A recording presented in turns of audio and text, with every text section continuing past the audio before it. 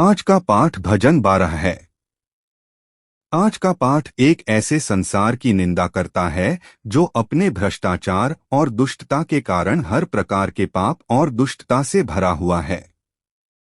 यह ऐसे भ्रष्ट और भ्रष्ट मानव जाति पर परमेश्वर के न्याय की भी बात करता है और उन लोगों के उद्धार और आशीषों की भी बात करता है जो अपने विश्वास को बनाए रखते हैं और ऐसे संसार में परमेश्वर के लोगों के रूप में रहते हैं। तो यह क्या कहता है? आज हम इसकी जांच करेंगे और अनुग्रह बांटेंगे। सबसे पहले आज का पाठ एक ऐसे संसार की निंदा करता है जो अपने भ्रष्टाचार और दुष्टता के कारण हर प्रकार के पाप और दुष्टता से भरा हुआ है। आज का पाठ भजन 12:1-2 कहता है, हे प्रभु सहायता कर, क्योंकि धर्मी लोग लुप्त हो गए हैं, मनुष्यों के बीच से विश्वासयोग्य लोग लुप्त हो गए हैं। वे चापलूसी भरे होठों और दोहरे मन से अपने पड़ोसियों से झूठ बोलते हैं। हे प्रभु सहायता कर। यह प्रार्थना दाऊद की प्रार्थना नहीं है, जिसमें किसी प्रकार के कष्ट या कठिनाई के बीच ईश्वर से सहायता मांगी जाती है। नहीं, यह ईश्वर से सहायता की याचना के अधिक निकट है, या यूं कहें कि दुहक की याचना है, क्योंकि हम इस समाज को अपनी मानवता के भ्रष्टाचार और भ्रष्टता के कारण हर प्रकार के पाप और दुष्टता से भरा हुआ देखते हैं। दूसरे शब्दों में, यदि ईश्वर की सहायता नहीं है, नहीं, यदि ईश्वर की कृपा नहीं है, तो हमारा जीवन अनंत मृत्यु के लिए, नरक की अग्नि की अनंत झील में गिरने के लिए अभिशप्त है। इसलिए हम ईश्वर से हमारी सहायता करने के लिए प्रार्थना करते हैं। इसलिए हम ईश्वर से ऐसे जीवन पर दया करने, कृपा करने और हमें बचाने के लिए प्रार्थना करते हैं। धर्मी नाश हों और विश्वासी इस जीवन से नाश हों। यहाँ धर्मी और विश्वासी उन लोगों को संदर्भित करते हैं जो ईश्वर के अस्तित्व, उनके न्याय और स्वर्ग और नरक के अस्तित्व में विश्वास करते हैं, और जो वास्तव में ईश्वर की स्तुति और महिमा करते हैं और उनके सामने भय में रहते हैं। इसके अलावा यहाँ नाश शब्द का अर्थ है अब और नहीं, और नाश शब्द का अर्थ है गायब होना। यह अंश हमें बताता है कि एक दिन दाऊद ने हमारे जीवन की खोज की कि क्या कोई धार्मिक या विश्वासयोग्य लोग हैं जो परमेश्वर के अस्तित्व में विश्वास करते हैं, जो उसकी स्तुति और महिमा करते हैं और जो उसके सामने भय में रहते हैं। लेकिन उसने पाया कि वे सब चले गए थे, कोई नहीं बचा। सचमुच इस समाज में जो लोग परमेश्वर के अस्तित्व में विश्वास करते थे, जो सचमुच उसकी स्तुति और महिमा करते थे और जो उसके सामने ईमानदारी और भक्ति से रहते थे, वे सब गायब हो गए थे, कोई नहीं बचा। इसके बजाय अपनी आशाओं के विपरीत वह इस दुनिया की वास्तविकता पर विलाप करता है, जो इतनी भ्रष्ट और भ्रष्ट है कि यह हर तरह के पाप और दुष्टता से भरी हुई है। तो ऐसा क्यों हुआ? ऐसा इसलिए है क्योंकि हम इंसान इतने भ्रष्ट और भ्रष्ट हैं। दाऊद इस पर विलाप करता है। नहीं, वह मदद और उद्धार के लिए परमेश्वर को पुकारता है। हे परमेश्वर, उन पर दया करो और उन पर करुणा करो। वे इतने भ्रष्ट और भ्रष्ट हैं कि वे नहीं जानते कि परमेश्वर का अस्तित्व है। वे हर तरह के पाप के बीच जी रहे हैं। उनके पाप दूर करो और उन्हें क्षमा करो। उन्हें अपना और आपके द्वारा प्रदान किए गए उद्धार का ज्ञान दो। अपने इकलौते पुत्र, हमारे परमेश्वर द्वारा भेजे गए मसीहा के लहू के गुणों पर विश्वास करके उन्हें स्वर्ग में प्रवेश करने में सहायता करो। वे अपने पड़ोसियों से झूठ बोलते हैं, चापलूसी भरे होठों और दोहरे मन से बोलते हैं। ये शब्द हमारे जीवन के भ्रष्टाचार और भ्रष्टता की ओर भी इशारा करते हैं। दूसरे शब्दों में, झूठ बोलना और चापलूसी भरे होठों और दोहरे मन से बोलना ये शब्द पर्यायवाची हैं, जो उन सभी बुरे कर्मों का प्रतिनिधित्व करते हैं जो हम इस धरती पर रहते हुए करते हैं। दूसरे शब्दों में ये हमारे भ्रष्ट और भ्रष्ट जीवन के सभी विचारों, शब्दों, कार्यों और जीवन का प्रतिनिधित्व करते हैं। हालांकि आज का पाठ विशेष रूप से झूठ बोलना वाक्यांश पर जोर देता है। इसका क्या अर्थ है? यहाँ मिथ्या शब्द का अर्थ है मिथ्या, शून्यता, व्यर्थता, शून्यता और निरर्थक।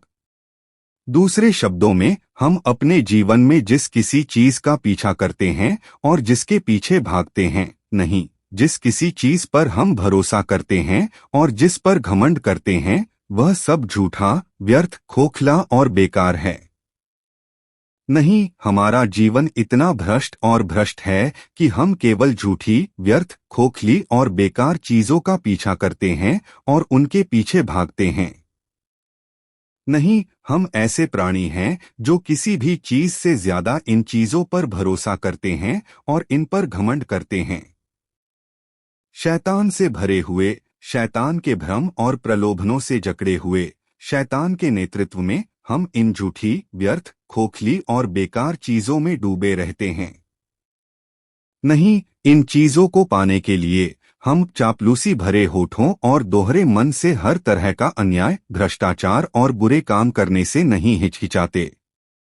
इसके अलावा हम इंसान इतने भ्रष्ट और पतित हैं कि हम हमेशा ईर्ष्या, जलन, कलह, हिंसा, व्यभिचार, अश्लीलता, लालच, धोखाधड़ी, छल, विश्वासघात, झूठ, हठ, विद्रोह से भरे रहते हैं। हम कभी दूसरों को समझ नहीं पाते, विचारशील नहीं हो पाते, समझौता नहीं कर पाते या एक दूसरे से प्रेम नहीं कर पाते और हमेशा लड़ने को तैयार रहते हैं। और हम ऐसे प्राणी हैं जो जब भी हाथ बढ़ाते हैं, बुराई की ओर बढ़ते हैं। नहीं, हम ऐसे प्राणी हैं जो एक हाथ से बुराई करते हैं और दूसरे हाथ से एक और बुराई की ओर बढ़ते हैं। नहीं, हम इंसान इतने भ्रष्ट और पतित हैं कि हम परमेश्वर के न्याय के पात्र हैं, जो हमेशा के लिए मरने के अलावा कुछ नहीं कर सकते और जो नरक की आग की अनंत झील में गिरने के अलावा कुछ नहीं कर सकते। दूसरा, आज का पाठ ऐसी भ्रष्ट और भ्रष्ट मानवता पर परमेश्वर के न्याय की बात करता है। आज का पाठ भजन संहिता 12:3-4 कहता है, प्रभु सब चापलूसी करने वाले होठों को और उस जीभ को जो घमंड से बोलती है काट डालेगा, जो कहती है अपनी जीभ से हम प्रबल होंगे, हमारे होंठ हमारे अपने हैं, हमारा स्वामी कौन है। प्रभु सब चापलूसी करने वाले होठों को और उस जीभ को जो घमंड से बोलती है काट डालेगा। यहाँ चापलूसी करने वाले होठों का अर्थ उन लोगों से है जो किसी उद्देश्य या इच्छा से अपने वरिष्ठों के सामने चिकनी चुपड़ी, कोमल बातों और चापलूसी से पेश आते हैं। उदाहरण के लिए, यह हम मनुष्यों के जीवन जीने के तरीके की निंदा करता है। झूठ को झूठ नहीं कहना, गलत काम को गलत नहीं कहना, बल्कि केवल अपने स्वार्थ और लालच के लिए सभी प्रकार के पाप करना। यहाँ घमंडी जीभ का शाब्दिक अनुवाद बड़ी जीभ या बड़ी बातें करने वाली जीभ के रूप में किया जा सकता है। दूसरे शब्दों में, यह बड़ी बड़ी बातें बोलने वाली जीभ अहंकारी शब्दों या यूं कहें कि बड़ी बड़ी बातें को संदर्भित करती है जो परमेश्वर की उपेक्षा और तिरस्कार से उत्पन्न होती हैं। यह एक पर्यायवाची है जो उन सभी शब्दों, विचारों, कार्यों और जीवनों को संदर्भित करता है जो हमारे परमेश्वर की उपेक्षा और तिरस्कार से उत्पन्न होते हैं। दूसरे शब्दों में, यह चापलूसी करने वाले होंठ और घमंडी जीभ यहाँ हम पर इतना भ्रष्ट और भ्रष्ट जीवन जीने का आरोप लगाती है कि हम परमेश्वर के अस्तित्व को ही नहीं पहचानते, उन्हें अनदेखा और तिरस्कृत करते हैं और हर तरह के पाप करते हैं। नहीं, हमारा जीवन इतना भ्रष्ट और भ्रष्ट है कि हम परमेश्वर द्वारा न्याय के पात्र हैं, अनंत मृत्यु के लिए नियत हैं और नरक में अनंत अग्नि की झील के लिए नियत हैं। यहाँ काट डालेंगे शब्द का अर्थ है काट देना, हटा देना, काट देना। यहाँ यह इस्राएलियों के निष्कासन और पृथक्करण को दर्शाता है, जिन्हें परमेश्वर के साथ वाचा समुदाय कहा जा सकता है, अर्थात परमेश्वर के लोग। दूसरे शब्दों में यह अंश हम मनुष्यों पर परमेश्वर के न्याय की बात करता है जो इतने भ्रष्ट और पतित हैं कि हम हर तरह के पाप के बीच जीते हैं। दूसरे शब्दों में परमेश्वर कह रहा है कि वह उन अविश्वासियों को जो अपनी भ्रष्टता और पतितता के कारण हर तरह के पाप के बीच जीते हैं, उस वाचा समुदाय से अर्थात इस्राएलियों के समुदाय परमेश्वर के लोगों से निकाल देगा, हटा देगा और काट देगा। दूसरे शब्दों में वह उन अविश्वासियों को परमेश्वर के राज्य में कभी प्रवेश नहीं देगा, बल्कि उन्हें नरक की अनंत आग की झील में डाल देगा। ऐसा क्यों है? वे कहते हैं, हम अपनी जीभ से जीतेंगे, हमारे होंठ हमारे अपने हैं, हमारा स्वामी कौन है। यह अंश उस कारण का वर्णन करता है जिसके कारण परमेश्वर इन अविश्वासियों का न्याय करता है। यहाँ हमारी जीभ और हमारे होंठ शब्द पर्यायवाची हैं जो धन, शक्ति, बुद्धि, ज्ञान, हथियार और सेनाओं का प्रतिनिधित्व करते हैं जिन पर हम मनुष्य भरोसा करते हैं और जिन पर गर्व करते हैं। इसके अलावा यहाँ जीतना शब्द का अर्थ है जीतना और मजबूत होना। यह इन अविश्वासियों की जीवन शैली, दृष्टिकोण और स्थिति को प्रकट करता है। उदाहरण के लिए हम देखते हैं कि परमेश्वर के लोग किसी भी स्थिति को हल करने के साधन के रूप में परमेश्वर पर भरोसा करके जीते हैं। दूसरे शब्दों में परमेश्वर अपने लोगों के लिए शक्ति, सामर्थ्य, हथियार और सेना है। दूसरे शब्दों में हम देख सकते हैं कि परमेश्वर के लोग उसकी ओर देखते हुए और उस पर भरोसा करते हुए मजबूत और सुरक्षित बनते हुए और यह विश्वास करते हुए जीते हैं कि वे जीत सकते हैं। हालांकि क्योंकि ये अविश्वासी परमेश्वर के अस्तित्व में विश्वास नहीं करते, वे उसकी उपेक्षा करते हैं और उसका तिरस्कार करते हैं। परमेश्वर पर भरोसा करने के बजाय वे अपनी सुरक्षा के लिए अपने धन, शक्ति, योग्यता, बुद्धि, ज्ञान, हथियारों और सेनाओं पर निर्भर रहते हैं। नहीं, हम देख सकते हैं कि ये अविश्वासी वे लोग हैं जो मानते हैं कि ये चीजें उन्हें मजबूत और सुरक्षित बनाती हैं कि वे किसी भी स्थिति या परिस्थिति का समाधान, नियंत्रण और विजय प्राप्त कर सकते हैं। दूसरे शब्दों में वे परमेश्वर पर भरोसा करने के बजाय अपनी मुट्ठी पर भरोसा करना ज्यादा पसंद करते हैं। नहीं, कोई परमेश्वर नहीं है। इसके अलावा अगर परमेश्वर और उसका न्याय है भी, तो भी वे मानते हैं कि वे उस न्याय पर विजय प्राप्त कर सकते हैं और उससे बच भी सकते हैं। इसकी पुष्टि निम्नलिखित पद में और भी होती है। यहाँ जो शासन करता है, वाक्यांश का शाब्दिक अर्थ प्रभु, स्वामी है।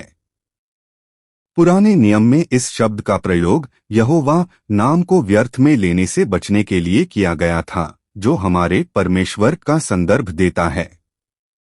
बहरहाल यह अंश अविश्वासियों की भाषा के प्रयोग के माध्यम से उनके स्वभाव को दर्शाता है। तो ये अविश्वासी कैसे हैं? ये अविश्वासी वे लोग हैं जो कहते हैं, कोई ईश्वर नहीं जो हमारा प्रभु, हमारा स्वामी हो सके। दूसरे शब्दों में ये वे लोग हैं जो ईश्वर के अस्तित्व पर बिल्कुल विश्वास नहीं करते। और वे क्या कहते हैं? वे कहते हैं, अगर ईश्वर है भी तो हम इतने शक्तिशाली हैं कि हम उस पर विजय पा सकते हैं। दरअसल वे मानते हैं कि वे स्वयं इतने शक्तिशाली हैं कि अगर ईश्वर का न्याय भी आए तो वे उस पर विजय पा सकते हैं और उससे बच भी सकते हैं। अंततः ये शब्द ईश्वर के प्रति गहरी उपेक्षा और तिरस्कार के साथ कहे जा सकते हैं। दूसरे शब्दों में इन शब्दों का अर्थ है कि कोई ईश्वर नहीं है जो मुझ पर शासन करता है और मेरा स्वामी ईश्वर नहीं बल्कि केवल मैं ही हूँ। केवल मैं ही अपने जीवन का स्वामी हूँ, अपने अस्तित्व का स्वामी हूँ। केवल मैं ही अपने पूरे जीवन, अपने अस्तित्व और बाकी सब पर शासन करता हूँ और कहीं कोई ईश्वर नहीं है। आप क्या सोचते हैं? यही कारण है कि ईश्वर उनका न्याय करता है।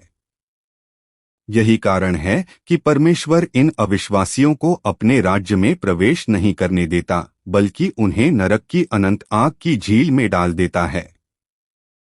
दूसरे शब्दों में, चूंकि वे परमेश्वर के अस्तित्व में विश्वास नहीं करते, उसके न्याय में विश्वास नहीं करते और उसके भेजे हुए इकलौते पुत्र के लहू के गुणों में विश्वास नहीं करते और अपनी भ्रष्टता और चरित्रहीनता में जीते हुए सभी प्रकार के पाप करते रहते हैं, इसलिए परमेश्वर अनिवार्य रूप से उन्हें नरक की अनंत आग की झील में डाल देगा।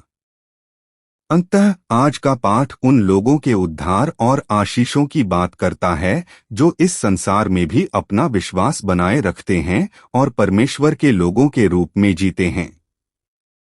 आज का पाठ भजन संहिता 12:5-8। क्योंकि दीन लोग सताए जाते हैं, क्योंकि दरिद्र कराहते हैं, इसलिए मैं उठूंगा, यहोवा कहता है, मैं उन्हें उनकी मनचाही सुरक्षा प्रदान करूंगा। यहोवा के वचन शुद्ध हैं, मानो मिट्टी की भट्टी में 7 बार शुद्ध की गई चांदी शुद्ध हो। हे यहोवा, तू उन्हें इस पीढ़ी से सदा के लिए सुरक्षित रखेगा। दुष्ट लोग हर जगह होते हैं जब मनुष्यों में नीचता बढ़ जाती है। क्योंकि दीन लोग सताए जाते हैं, क्योंकि दरिद्र कराहते हैं, इसलिए मैं उठूंगा, यहोवा कहता है, मैं उन्हें उनकी इच्छानुसार सुरक्षा प्रदान करूंगा। ये शब्द बाइबल के किसी अन्य अंश का उद्धरण नहीं है, न ही ये किसी भविष्यवक्ता द्वारा कहे गए हैं। हालांकि यह परमेश्वर की ओर से दाऊद के लिए एक सीधी वाणी हो सकती है। यदि नहीं, तो यह परमेश्वर के चरित्र के बारे में दाऊद की समझ का सारांश भी हो सकता है। दूसरे शब्दों में, ये शब्द एक पर्यायवाची, एक प्रतीक, एक चिन्ह, एक छवि हैं जो परमेश्वर के स्वरूप का प्रतिनिधित्व करती हैं। दूसरे शब्दों में, हमने पहले देखा कि दाऊद ने अविश्वासियों के स्वभाव को उनकी भाषा के माध्यम से प्रकट किया, और यहाँ भी यह अलग नहीं है। जैसे अविश्वासियों की भाषा उनके अस्तित्व के बारे में सब कुछ दर्शाती है, वैसे ही इन शब्दों को भी एक प्रतीक, एक संकेत, एक छवि के रूप में देखा जा सकता है जो परमेश्वर के स्वरूप का प्रतिनिधित्व करती है। दूसरे शब्दों में, परमेश्वर ठीक इसी तरह कार्य करता है। तो वह किस प्रकार का परमेश्वर है?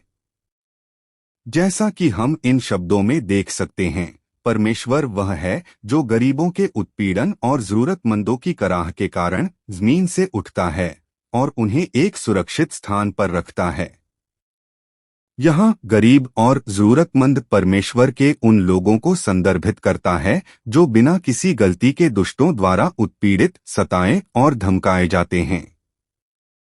इसके अलावा यहाँ सुरक्षित क्षेत्र शब्द का वास्तविक अर्थ मुक्ति, सुरक्षा, समृद्धि और विजय है। दूसरे शब्दों में, यहाँ यह कथन, मैं उसे उस सुरक्षित क्षेत्र में रखूंगा जिसकी वह इच्छा करता है, को ऐतिहासिक और लौकिक दोनों ही दृष्टियों से एक भविष्यवाणी के रूप में देखा जा सकता है।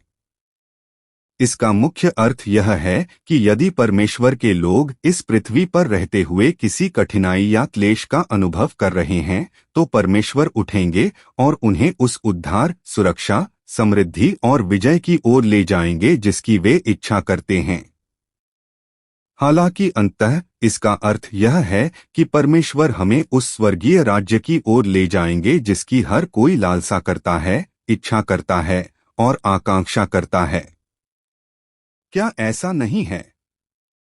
स्वर्ग एक ऐसा स्थान है जहां कोई खतरा या उत्पीड़न नहीं है, कोई भूख या गरीबी नहीं है, कोई ठंड या गर्मी नहीं है, कोई असफलता या निराशा नहीं है, बल्कि केवल शांति, सुरक्षा, समृद्धि, विजय है और उद्धार। अर्थात जब समय आएगा, परमेश्वर उठेगा और अपने लोगों को उस स्वर्ग तक ले जाएगा जिसकी वह इच्छा रखता है। प्रभु के वचन शुद्ध हैं, मानो चांदी मिट्टी के कुठार में 7 बार शुद्ध की गई हो।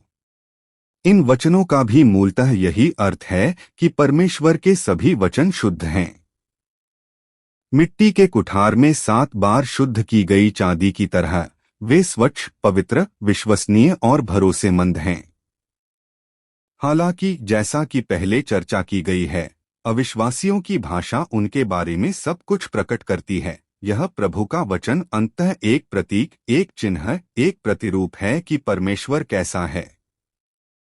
अर्थात हमारा परमेश्वर ऐसा ही है। तो वह किस प्रकार का परमेश्वर है? वह अत्यंत शुद्ध, स्वच्छ और पवित्र है, मानो चांदी मिट्टी के कुठार में 7 बार शुद्ध की गई हो।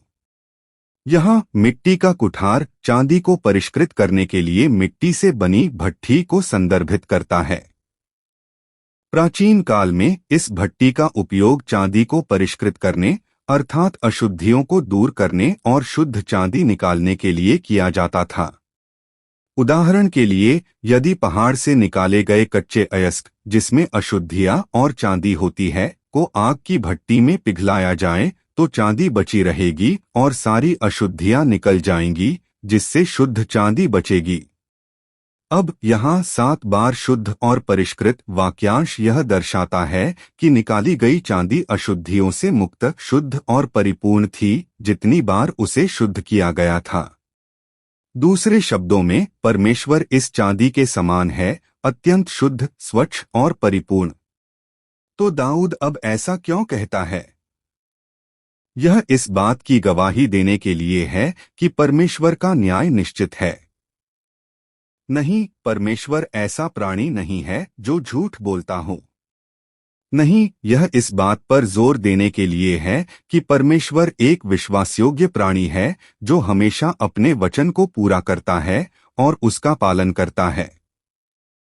क्या ऐसा नहीं है? यह बाइबल, परमेश्वर का यह वचन, शुरू से अंत तक दुनिया के अंत में परमेश्वर के न्याय के बारे में बताता है।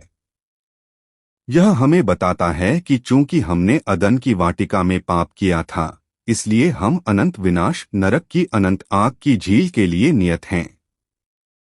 परमेश्वर ने मानवता को बचाने के लिए अपने इकलौते पुत्र को भेजने की योजना बनाई थी। इसके अलावा जब समय आया तो यीशु देहधारी होकर इस धरती पर आए, क्रूस पर अपना लहू बहाया और प्राण त्याग दिए। इससे उन सभी के पाप धुल गए जो विश्वास करते हैं। वे परमेश्वर के लोग और संतान बन गए और स्वर्ग में प्रवेश करने के योग्य हो गए। नहीं, यीशु हमें बताते हैं कि वह दुनिया के अंत में इस धरती पर लौटेंगे, दुनिया के सभी लोगों के सामने खड़े होंगे और उनका न्याय करेंगे। परमेश्वर का यह वचन किसी भी तरह से झूठा नहीं है। नहीं, परमेश्वर विश्वासयोग्य है। इसलिए इस दुनिया के अंत में परमेश्वर का न्याय पूरी तरह स्पष्ट है। फिर दाऊद इस न्याय के बारे में एक बार फिर बात करते हैं। हे प्रभु, तू उनकी रक्षा करेगा और उन्हें इस पीढ़ी से सदा के लिए सुरक्षित रखेगा। यहाँ पीढ़ी शब्द आध्यात्मिक और नैतिक रूप से एक विशिष्ट वर्ग, श्रेणी या समूह को दर्शाता है। उदाहरण के लिए, हम अक्सर यीशु को यह कहते हुए देखते हैं, यह दुष्ट पीढ़ी, और यही शब्द वह इन उदाहरणों में प्रयोग करता है। दूसरे शब्दों में, इन शब्दों का अर्थ यह भी है कि जब समय आएगा तो परमेश्वर अपने लोगों को उस दुष्ट समूह से बचाएगा और उनकी रक्षा करेगा। निःसंदेह इन शब्दों को परिप्रेक्ष्य और कालक्रम दोनों में एक भविष्यवाणी भी माना जा सकता है। मुख्यतः इनका अर्थ है कि परमेश्वर अपने लोगों के इस पृथ्वी पर रहते हुए दुख और क्लेश के समय में उठकर उनकी रक्षा करेगा। अंततः न्याय के समय वह अपने लोगों को अनंत स्वर्ग में ले जाएगा, जहां वह उन्हें सदा के लिए सुरक्षित और सुरक्षित रखेगा। लेकिन उन अविश्वासियों का क्या होगा? यहाँ इस पीढ़ी से सदा के लिए सुरक्षित वाक्यांश का अर्थ है कि परमेश्वर इन अविश्वासियों से उन्हें हमेशा के लिए अलग करके हमारे परमेश्वर के लोगों को उस भीड़ से सुरक्षित और सुरक्षित रखेगा। इसका अर्थ है कि ये अविश्वासी अनंत स्वर्ग में प्रवेश नहीं करेंगे, बल्कि नरक की अनंत अग्नि की झील में गिरेंगे। जब जीवन में क्षुद्रता बढ़ जाती है तो दुष्ट बेलगाम हो जाते हैं। इसके बावजूद ये अविश्वासी कैसे जीते हैं? यहाँ क्षुद्रता शब्द का अनुवाद व्यर्थता, अयोग्यता, व्यर्थता और नीचता के रूप में किया जा सकता है। दूसरे शब्दों में इस आयत का अर्थ है कि परमेश्वर का न्याय किसी भी क्षण निकट आ रहा है। फिर भी ये अविश्वासी अपनी व्यर्थता और क्षुद्रता की प्रशंसा और शेखी बघारते हुए अपना जीवन जीते हैं। नहीं, परमेश्वर का न्याय हर क्षण निकट आ रहा है। फिर भी प्रत्याशा और तैयारी में जीने के बजाय हम केवल इस संसार की भ्रष्ट वस्तुओं के पीछे जीते हैं, अपनी गंदी इच्छाओं और लालच का पीछा करते हैं। नहीं, हम इसी जीवन शैली की प्रशंसा करते हैं। यह वास्तव में दयनीय है।